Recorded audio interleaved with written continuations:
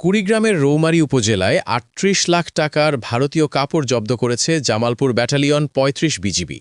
বৃহস্পতিবার ২৫ ডিসেম্বর গোয়েন্দা তথ্যের ভিত্তিতে জামালপুর ব্যাটালিয়নের ৩৫ বিজিবির অধীনস্থ মোল্লারচর বিওপি চোরাচালান বিরোধী অভিযান।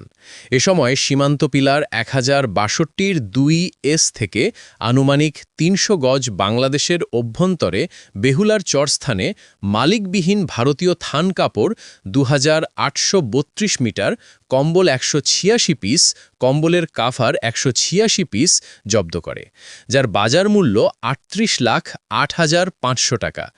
জব্দ করা ভারতীয় থান কাপড় ও কম্বল রৌমারী কাস্টমসে জমা দেওয়া হয়েছে। জামালপুর ব্যাটালিয়ন ৩৫ বিজিবি অধিনায়ক লেফটেন্যান্ট কর্নেল হাসানুর রহমান জব্দ ভারতীয় কাপড়ের সত্যতা নিশ্চিত করে বলেন, বিজিবি মহাপরিচালক ঘোষিত মাদক ও চোরাচালানের বিরুদ্ধে জিরো টলারেন্স নীতি বাস্তবায়নের লক্ষ্যে সীমান্তে মাদক ও সব ধরনের চোরাচালান পাচার রোধকল্পে এবং সীমান্ত সুরক্ষায় দৃঢ়তার সাথে দায়িত্ব পালন করে যাচ্ছে জামালপুর ব্যাটালিয়ন ৩৫ বিজিবি।